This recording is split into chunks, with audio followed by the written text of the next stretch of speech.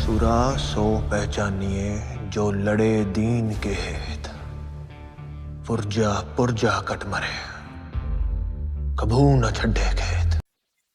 एक ऐसा army officer जो 9 गोलियां खाकर भी कहता है कि गधे ने लात मार दी। एक ऐसा आर्मी ऑफिसर जो पाकिस्तान के छक्के छुड़ा देता था। एक ऐसा आर्मी ऑफिसर जिसने पाकिस्तान के 90,000 सैनिकों को घुटने पे ला दिया। एक ऐसा आर्मी ऑफिसर जो पूरी सत्ता पलट सकता था उस पर्टिकुलर टाइम पे। एक ऐसा आर्मी ऑफिसर जिसने भरी सभा में प्राइम मिनिस्टर इंदिरा गांधी के ऑर्डर तक ठुकरा दिए थे। एक ऐसा आर्मी ऑफिसर जिसने प्राइम मिनिस्टर इंदिरा गांधी को स्वीटी कहकर तक भी बुलाता था। एक ऐसा आर्मी ऑफिसर जिसे कई कंट्रोवर्सीज, जिसे देशद्रोही भी कहा गया, फिर भी उसने अपनी सर्विस नहीं छोड़ी। ये एक आर्मी ऑफिसर है और कोई नहीं बल्कि India first field marshal marshal और पद्म विभूषण से नवाजे गए Sam Hormusji, Framji Jamshedji Manekshaw, जिसे शॉर्ट में बोला गया सैम बहादुर। कहानी की शुरुआत होती है 3 अप्रैल 1914 में, जब पंजाब के अमृतसर शहर में सैम मानेकशॉ जी का जन्म होता है। उनकी माँ हीला जो कि एक हाउसवाइफ थी और उनके पिता हरमुज जी मानेकशॉ जो कि पेशे से डॉक्टर थे। सैम मानेकशॉ जी अपने बचपन से उनके पापा के प्रोफेशन से बहुत प्रभावित थे, इसलिए उनका मानना था बड़ा होकर लंदन में जाकर डॉक्टर की पढ़ाई करना।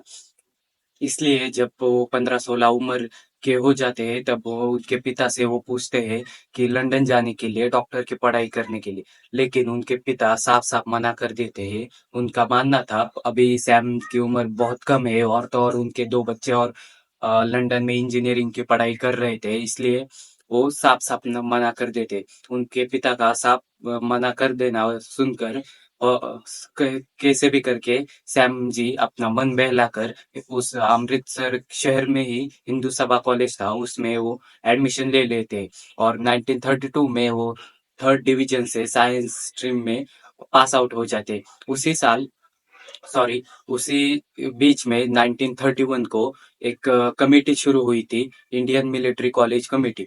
इसका काम था कि इंडियन जो बच्चे हैं उन्हें एंट्रेंस एग्जाम लेकर मिलिट्री में भर्ती करवाना।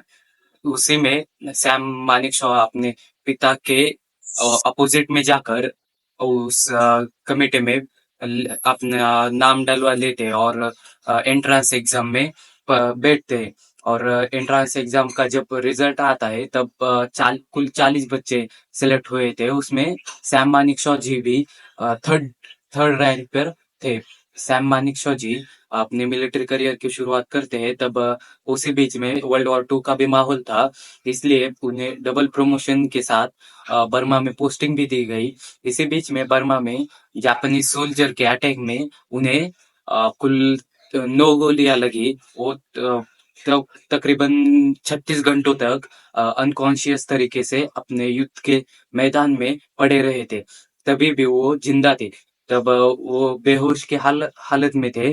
तब युद्ध खत्म हुआ तब उनके सिख कलीग सेपॉय शेर सिंह ने उन्हें पास के मिलिट्री जो डॉक्टर रहते मिलिट्री डॉक्टर उनके कैंप में लेके गए। तब वो बेहोश के हालत में थे। उन्हें डॉक्टर ने भी कह दिया कि इनका बचना नामुमकिन है। तभी डॉक्टर का मानना था कि इन्हें जो ट्रीटमेंट यूज की जाएगी बचाने के लिए वैसे भी ये बचने वाली नहीं है। तो वो बहुत और भी बहुत सारे घायल सोल्जर्स थे, उनको यूज की जाए, इसलिए उन्हें बहुत दिन तकरीबन 2-3 दिन तक कुछ ट्रीटमेंट नहीं की गई।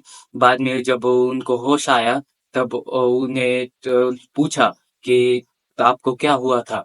तब उन्होंने मजाकिये तौर पे कहा कि कुछ नहीं डॉक्टर, मुझे सिर्फ गधे ने लात मार दी थी। तब उन वो डॉक्टर्स जब वो सुनते हैं कि मुझे गधे ने लात मार दी थी, सैम मानेकशॉ जी ने कहा, तब वो डॉक्टर कहते हैं जो सोल्जर 9 गोलियां खाने के बाद भी ऐसा बोल सकता है वो कैसे नहीं बच सकता, इसलिए उनकी तभी ट्रीटमेंट शुरू कर दी और वो बच गए। यही बाद में अगर हम फास्ट फॉरवर्ड करेंगे तो साल आता है 19 1970 जब ईस्ट पाकिस्तान में मर्डर्स रेप्स हो रहे थे, तब रेफ्यूजीज इंडिया में घुस रहे थे। इसलिए जो प्राइम मिनिस्टर थी वो उस पर्टिकुलर टाइम की, तो इंदिरा गांधी, उन्होंने सैम मानेकशॉ जी को एक मीटिंग में बुलाया और कहा कि आप इस रेफ्यूजीज से बारे में कुछ ना कुछ जल्दी से जल्दी एक्शन लीजिए और पाकिस्तान के सोल्जर्स के खिलाफ भी एक्शन लीजिए।